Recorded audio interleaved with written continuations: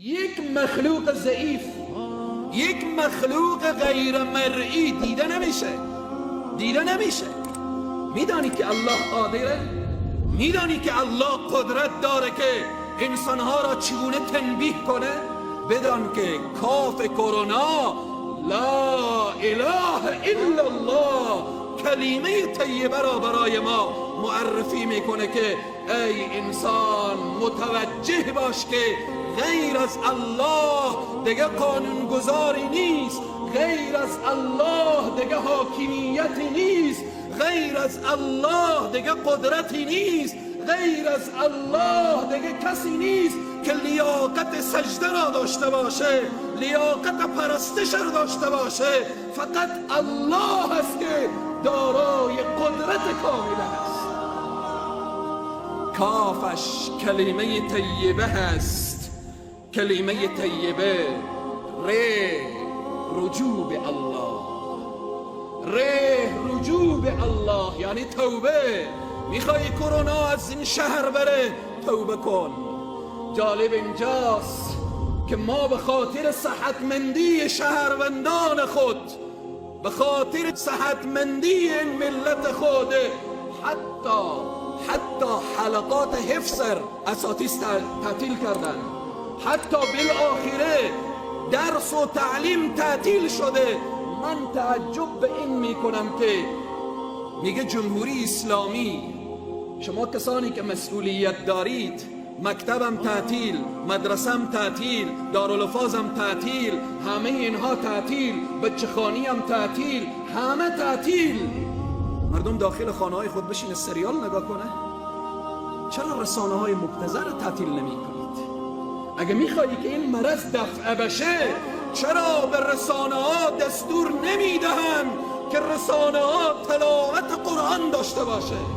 چرا دستور نمیدن که رسانه ها مسائل دینی و احکامات اسلامی به نشر برسانه؟ اینها اسباب به وجود آمدن مرض نیست.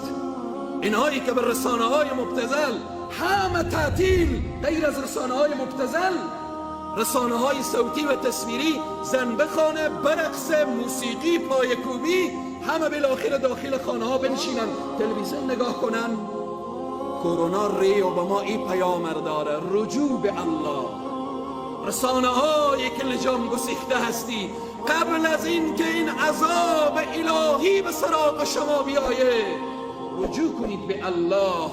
کافش کلمه طیبه، رجوع به الله که همانا توبه هست.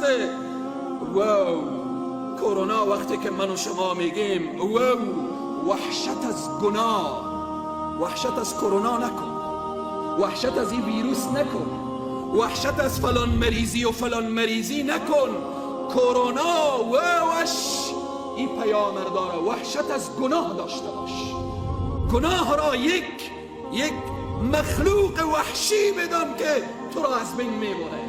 وحشت از گناه، پریشانی از گناه، ندامت از گناه. این پیامبردار عزیزان و بزرگواران، و توبوا الی الله جمیعا ایها المؤمنون، دست جمعی به درگاه الله توبه کنید تا این که رستگار شوید. واو، وحشت از گناه. بعد از واو چی میآیه؟ نون، نماز نافله. پایبندی داشته باش. فرائض کو بیاد مگری بخوانی، نماز فرض کو فرضه. نون این پیامبر داره، نون نماز نافله. ساعت به ساعت وضو بساز. یادتو که میایه که این مرض مهلک هست، یادتو میایه که این مرض کشنده هست، یادتو میایه که این مرض خانمانسوز هست، یادتو میایه که این مرض، یادتو از این بیایه که این مرض مخلوق خالق داره.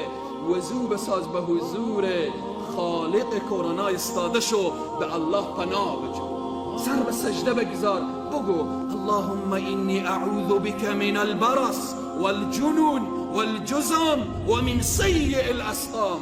سر به سجده بگذار، بگو بسم الله الذي لا يضر مع اسمه شيء في الارض ولا في السماء. سر به سجده بگذار، بگو یا رب انت قوی و انا ضعیف، انت الغنی و انا الفقیر. سر به سجده بگذار. پس نون کرونا نماز نفل، پایبندی به نماز نفل هست. الف اخیرش کرونا، الف اخیرش، الف اخیر استغفار هست. استغفار داشته باش. الله سبحانه و تعالی در قرآن می فرمایه و ما کان الله لیعذبهم و انت فیهم. ای پیغمبر تا زمانی که تو در بینشان باشی عذاب نمی آید. ای پیغمبر تا زمانی که در بینشان باشی عذاب نمی آید. خب رسول الله صلی الله علیه و سلم رفتن، ادامه آیه چی میگه برای ما؟ و ما کان الله لیعذبهم و انت فیهم و ما کان الله معذبهم و هم یستغفرون. تا زمانی که بین شما استغفار باشه عذاب نمی آید.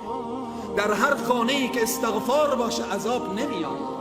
در هر دوکانی، در هر موتری، در هر جلسه، در هر زندگی که استغفار باشه عذاب نمی آید. عزیزان و بزرگواران، استغفار، استغفر الله و اتوب الیه، این ورد زبان تو باشه.